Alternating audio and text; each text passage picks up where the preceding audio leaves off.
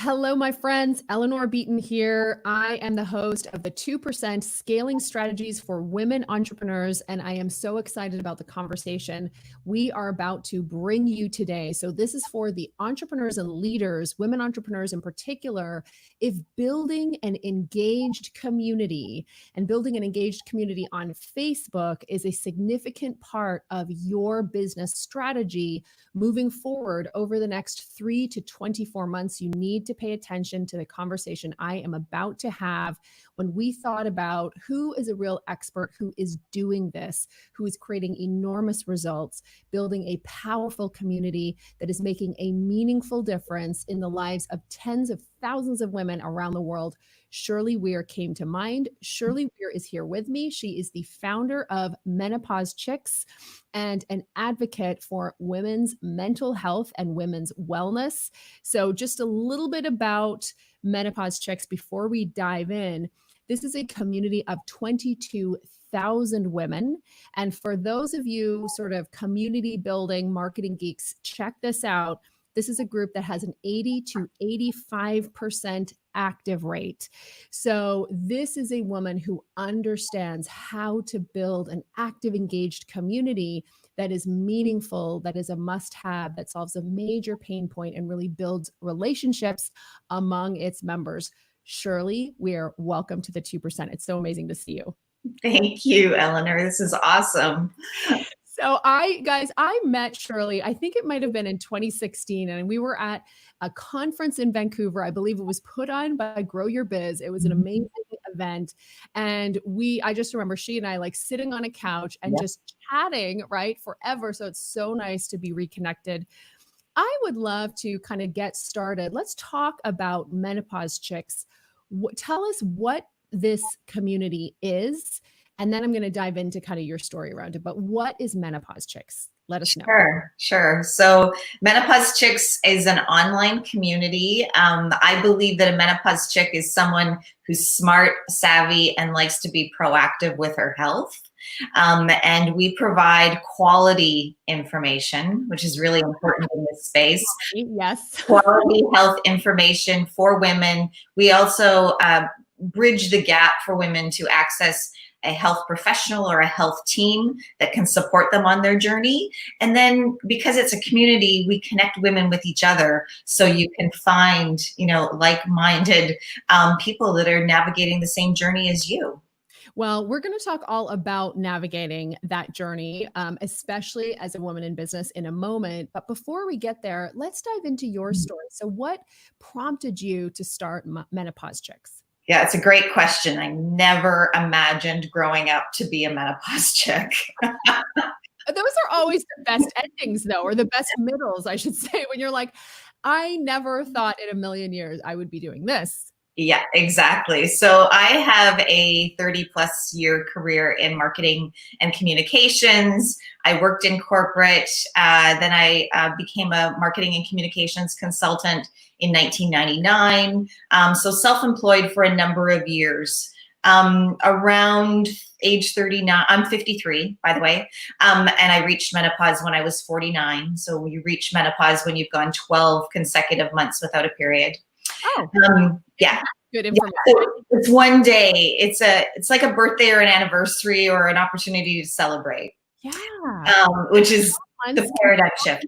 Months without a period, then you've reached menopause. That's correct. And so the phase of life before that is perimenopause, and that is different for everyone. So for me, I probably started learning about perimenopause around like age 39 to 41. And the reason how I found an interest in perimenopause was I was sleep deprived. I was moody. I had moments of rage with my children that I was not very proud of. And it was just really important for me to kind of get a handle on this because, I was self-employed, 2 small children, and an aging mother living with us. And so stress levels were high. If I was to rewind the clock, I would probably use the word burnout. But at the time, I didn't actually realize how burnt out I actually was. So I went to my doctor, thought it was going to be a great experience. Like, oh, I'll just get a handle on this. I'm smart. I'm savvy. I'll be proactive. And I was offered birth control pills, sleeping pills, and Prozac. And none of those three things fit with my values. No judgment for anyone that chooses that journey. I think it's just really about getting informed and knowing what's right for your health. Yeah. And so as I sat in my doctor's office like that very day, I first of all thought, oh, geez, Shirley, you need to suck this up. Yeah. Like you've probably made all this up in your head. But then I thought, no, I can't be the only one that feels this way. Yeah. And so at the time, so this is like 8 years ago, everyone was blogging. And I was like, oh, now I know what I'm going to blog about. I'll just start a blog. I remember that, right? I remember the glory days of blogging. It was blogging. I like to follow the trends. And so I started a blog thinking that just cracking open the conversation would somehow naively solve this issue. And so I did. And the universe had different plans, I like to say. Media was very responsive. Women were very responsive. I got a lot of encouragement. And so just before my 50th birthday, which is now like almost 4 years ago, I decided to make this my full-time vocation. At the same time, Facebook groups were just starting. And everyone said to me, you need a group on Facebook. And I was like, do I? I don't know. I have a page. I don't know. Oh, I'll just start one. Kind of the same thing happened. I launched this private group on Facebook and the universe responded. Women in this age demographic were choosing Facebook as their primary social platform. So it was very easy to recruit. We've only done organic recruitment because we want to keep up with the demand of the conversation. So I've never placed a Facebook ad yet. Wow. It's all been either, organic or members recommending members. And now here we are. We just recently passed the 22,000 mark on the odometer. Yeah.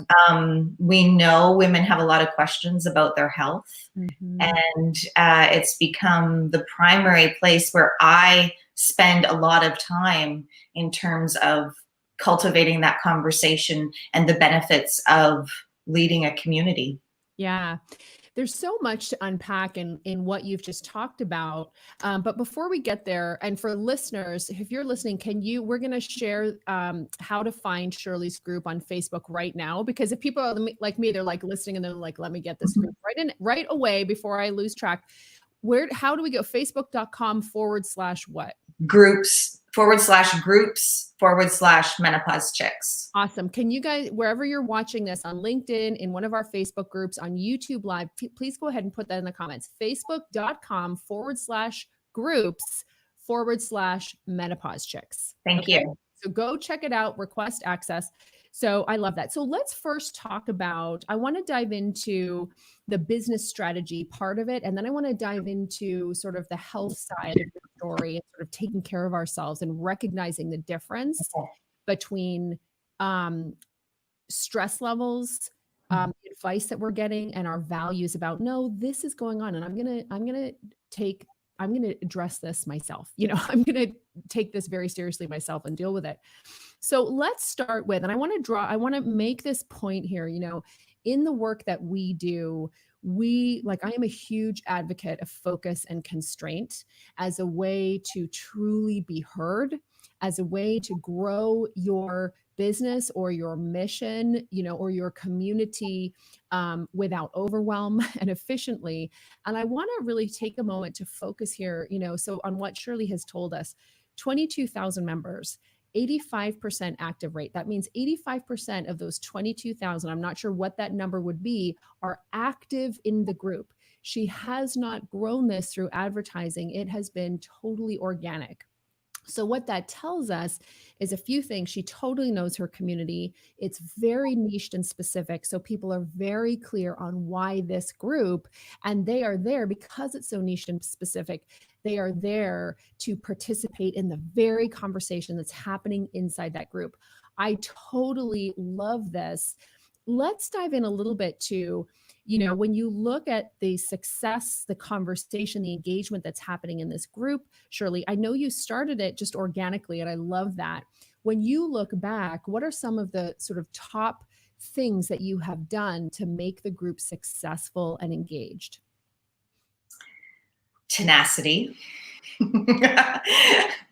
A real personal passion for the subject matter and for the people that show up and contribute to the community, for sure. Yeah.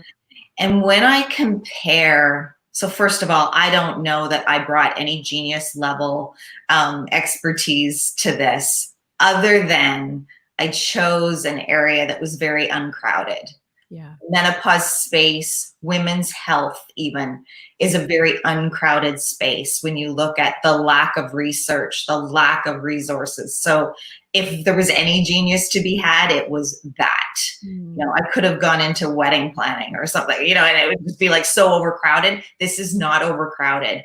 All of the people that do the work that I do, I have met on Twitter. There's very few of us, and we all know each other and support each other. So it's an interesting industry to work in. Yeah. Yeah. And then, the personal passion, like I have a little bit of a publishing background. So I transfer what I know about subscription and publishing to the Facebook group platform. And this is our audience. This is an audience that brands come to us and say, how can we access your audience? Because brands aren't having the success with Facebook groups that peer moderated groups are having. That's probably the key difference. I've had big brands say to me, big consumer packaged goods brands say, we have a Facebook group, but we can't get anyone to, and it's being run, I'm sorry to say, by someone who's not a member of the proper age or the ideal age demographic. Like, I don't have all of the answers, but I'm excellent at curating information, and I am the demographic. Yeah. The audience. So that is, I think, really, really key for anyone. If you are a brand, you have the opportunity to build a group, but you just need to make sure that your moderators can talk the talk with the primary customer avatar. Right. And it's so interesting to me how much this continues to be missed. It's actually continues to be missed to an absolutely stunning degree. I know. To a stunning degree, that people don't think who they're talking about, and they think, well, I'm smart in this area. I'm just going to apply my strategic knowledge to this very. Sure. Well, I get that, but to your point, if you're going to engage and have a two-way conversation, here's another question about the group. And I think this is really important, and I know we're having a meta conversation here about community group building, but it's fun for us to have. And here's the question. For a lot of people who have Facebook groups, the group can easily become more of a broadcasting platform. Right. So it's a place for the group moderator to share content, right? And that's not what you created, right? And so, like, you're creating content, but there's a lot of conversation happening, right? Tell us about where you see these powerful conversations coming from.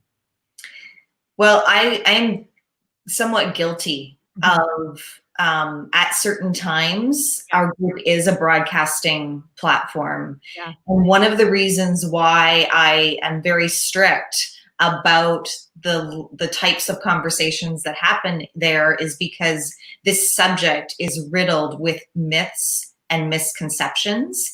And so I can't use my group to perpetuate those myths. So I do have to have some level of control. And the way that I do that is that I approve all of the members' questions with my answer first, and then I let the conversation unfold with members of the other group. So at any time, any member can always go to the top and see what our response has been, or what a response has been from one of our health professionals. Yeah. Yeah. I love that. And this is a tip for everybody here. Guys, don't ever hesitate to step into leadership. You know, I think there's something here like, don't hesitate. If you've created something, don't hesitate to step into leadership and be like, you know what, I'm going to take this one. And actually, speaking of, I'm going to take this one, I mean, I think there were 160,000 questions in the last year, right? Like that is a stunning number of questions. Yeah, except it's really only a small slice of what women are going through. The Harvard Business Review in 2015 identified that, 70% of women had questions about their midlife health. And when I launched the Facebook group in 2017, I did a survey, and my audience said, listen, like 77% of them said, I don't have anyone to talk to about this. Yeah. I don't trust my physician. I don't trust online information, or I don't have the confidence to have this conversation with anyone. Right. Well, this is so interesting. I can remember reading, and I was reading an account of this, and it was about a woman who was talking about advocating for women at work. And one of the things that she was talking about was she was at the time a younger woman. So she would have been sort of maybe in her sort of late 20s. Her boss, or a senior woman in the team, was presenting in front of the room. She was a senior executive. She was presenting in front of a full room of people around a boardroom table, and breaks out into a like pouring sweat. And so she's sweating. She's clearly uncomfortable. The people around the room are clearly uncomfortable. And the woman was like, in her late 20s, was like, I remember sitting there feeling sorry for her. Mm-hmm. And I didn't say anything. I didn't support her afterward. I didn't. And I've always thought about that story, because that is such a human experience. Like, oh my gosh, that could totally. So, when you think about what are things that women are like, I'm dealing with this. Some of the things about menopause and work that maybe if you're not there yet, you haven't thought about, but maybe, we should be talking about. Yeah. So, this is what's really important about that story. Yeah.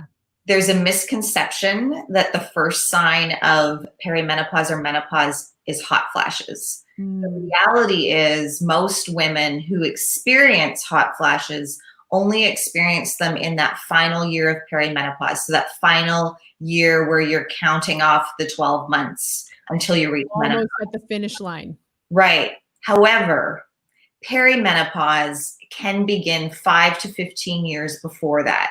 And it's a phase of life that is often filled with hormone fluctuations. So it's your body preparing for menopause, between reproductive years and menopause.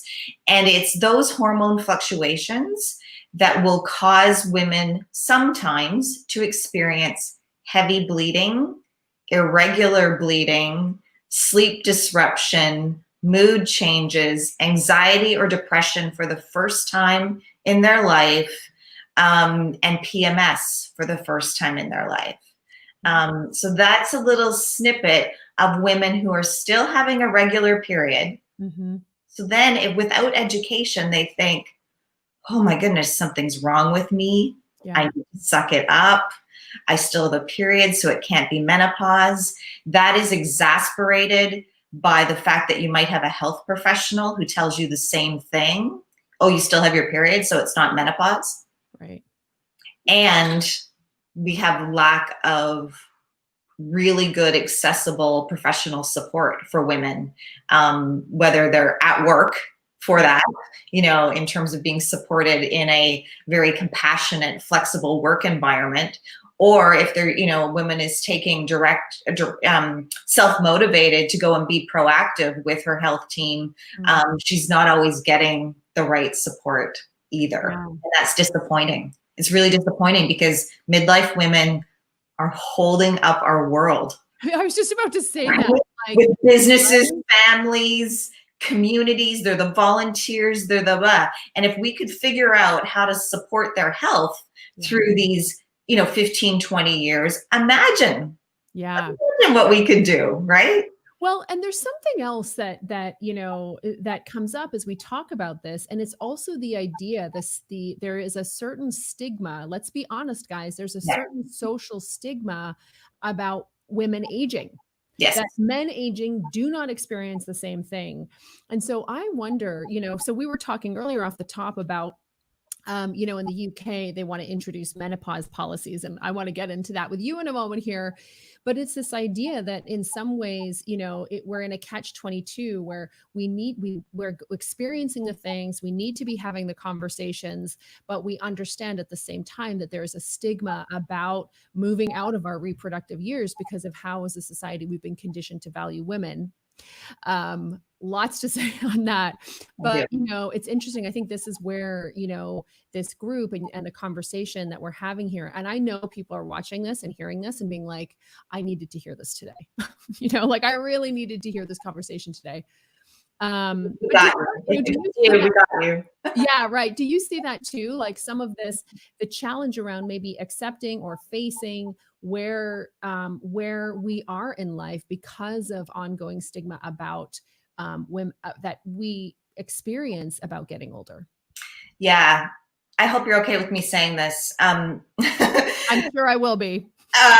So I did a TED Talk in 2016 about menopause is misunderstood, and part of that talk was really calling out my own profession, actually, marketers and media who have perpetuated for decades this concept. So if you do a Google search for perimenopause or menopause, you are only going to get images of gray-haired women holding a fan.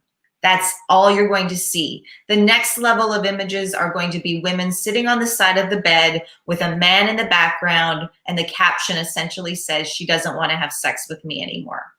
Those are the images of menopause. So if we were to walk out onto the street today and put a microphone in someone's face and say, hey, what do you think of menopause?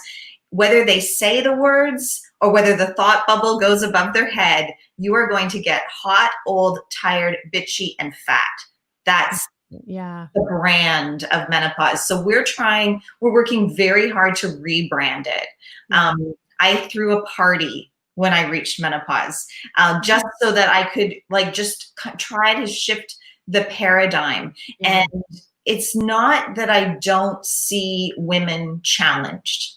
It's not that at all. I'm not a Pollyanna in that regard.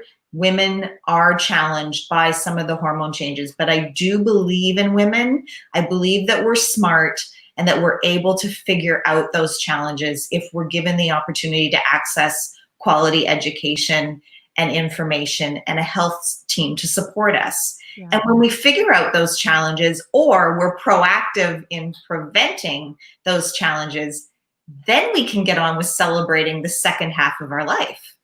Well, and you know what's so interesting about this? Like, I think about so many of the women inside my community, women that I know who are in this age group, right? Yes. So they're between like 40 years old and 55 years old.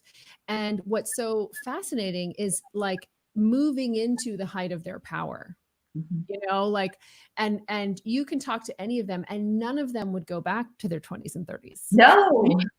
Hell to the no. It's so interesting, like the difference between how it's perceived and how perimenopause and menopause are perceived. But, and there are real challenges, and we're not, this is not to diminish or marginalize the very real challenges that people experience. But it also is a period of like major power, influence, contribution, smarts, confidence, radiance. Like, women are, it's a powerful time for women. Let's leave it. Let's put it at that, right? Absolutely. Midlife has this ability to shine a big, bright light on what we want and who we are. And so I see women in my community who are like, I've always wanted to start a business. Yeah. Now I'm 53. There you go. Or I would like to change partners. Yeah. Okay, there you go. I'm tired of doing A, B, and C. And so they're looking for, and it's important to note that just 100 years ago, women only lived to be 50. So menopause was essentially a non-event. Yeah. And we're the first generation of women to turn 50 and have 50 more years to plan for. Yeah. However, women are still outliving men, so our retirement communities are still filled with predominantly women, and unfortunately, too many of those women are challenged with osteoporosis, dementia, and incontinence. And so my personal goal is to not be challenged with any of those three things. And in order to do that, I have to invest in my health now. Yeah.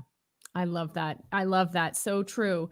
And so speaking of investing in health, one of the things that we were talking about in the green room before this conversation started is that we wanted to talk about women entrepreneurs and taking care of our mental health.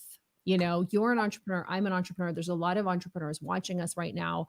And really, I mean, you know, there's a lot, you know, running and scaling a business, that's a big load. And so that's a lot of the conversation that's happening in your group as well. Like, how do we take care of ourselves? How do we take care of ourselves physically, but also mentally, to really make sure that we can fulfill the promise that all of our expertise, our experience, our training, our know-how, you know, to really ensure that we can be our best selves, you know, forever, basically. What has your experience with that been? So I have absolutely no right to preach this because I need to hear this message. But the truth is that a lot of what women are experiencing during the perimenopause phase, so I'll use the age group of 40 to 55 or 35 to 55, is stress and burnout. Yeah. And so an extreme amount of self-care, paying attention to how we eat, move, sleep, and manage stress is foundational to how you navigate this phase of life and beyond. If you are someone like me who pushes the limits on things like, oh, just a drive-through today will be fine, right? Drive-through meal, or, oh, it doesn't matter that I only slept for 4.5 hours for the last week, and then it becomes last month, last year. Those things catch up with you. They caught up with me. You will hit a wall. And then you're forced to, you know, make some hard changes. So if there's any support that I would offer, particularly to my fellow women entrepreneurs, is prioritize self-care. It sounds cliche, but we can't pour from an empty cup. Yeah. And, you know, and I remember someone saying it to me in this way, and it always really stuck out to me. It's that you don't need just enough support. You need more than enough support. Like, it's got to be more than enough support, because, and if you look, and you know, I've looked at things like the happiness curve. And so if you look up, guys, if you look up Google and the happiness curve, if you Google the happiness curve, you'll see in our society, what happens is that, you know, we start off fairly happy, and then gradually we start getting less happy and less happy to around the age of, I think it really bottoms out at about 46, apparently, which is like, that's where we're at our lowest of our low in terms of unhappiness because of the stress very often. So there's stress associated maybe with aging parents, with kids, financial, all of that kind of stuff. And then we start to get happier again. And I remember talking to Martha Beck about this. Some of you guys will know her as a really great author and coach and a columnist for Oprah. And she was saying, you know, I don't think that's a natural thing. I think that's like a social thing. That really has to do with social pressures. Regardless, this is this age group. And if you think about the women that we're talking about who are inside that age group, just at that nadir, you know what I mean, of stress, of challenge, of pressure, of responsibility. So I think, you know, more than enough support is what probably gets you to the place where you have just enough. And it's not just bubble baths. It is not just pedicures and bubble baths. And we love those. We love those. But it's like, it's not enough. support in all forms. Yeah. What are the things that you do? Like, what are your favorite things to take care? And people who are watching, go ahead and put this in the comments, because I actually find I'm busy and sometimes I'm looking for inspiration on really new ways that I can take care of myself in new and innovative and fun ways. What's your favorite? Oh my goodness. Well, first of all, I learn something new every day because I have the pleasure to work with so many amazing women's health professionals. Yeah. The first thing that jumped to mind when you asked that question is, I always I was curious about meditation. I always wanted to like get there, Yes. but I couldn't. Yeah. And then I met this amazing meditation coach, and she reminded me that walking in the forest with my dog, not reminded me, taught me. She taught me that that's a form of meditation. And it was like this amazing, like giant check mark for me, because it's like, oh, then I do meditate, because I do walk my dog like without a headset, just kind of experience the forest. And it's like, oh, that's where I'm going to recharge. Yeah, right. I love that. Meditation, walking in the forest with your dog, just being really super present. Yes. I do love my hot baths, by the way. I take a bath every night with Epsom salts because it has magnesium, and we all need magnesium. Listen, there you go. There's so much stuff. Go ahead and post in the comments. I mean, for us, I have found even things like taking time and giving myself the time, like silence. And for me, self-care lately a lot more means having periods of silence. I remember someone referring to it as wide patches of stillness in her life. And that's what she was really looking for. And I think for me, those wide patches of stillness are just a huge injection of self-care where I can just kind of think and be present. Super powerful. Yeah. If there's one more thing I could just give to your entrepreneurial audience, I like to ask my health professionals, what's the one thing you want women to know about perimenopause? And I asked my naturopath, who was a co-author on my book, and I love it. If there was one thing she wants women to know, it's that it's okay to ask for help. Oh, yes. We could write everyone just a giant permission slip. Right? Exactly.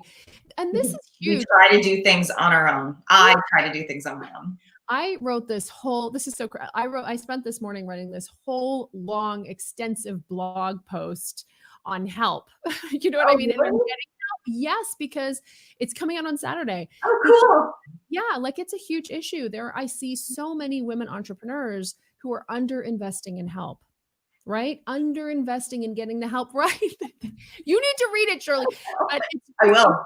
Right. And it really is something that's just so important for us. It's because that it really allows us to step into this place of maximum creation. So, and it's real, and there's no judgment. We're joking around here. I think this is why community and conversations like this are so important, because we can support each other and encourage each other, and hold space for each other we're doing the best we can.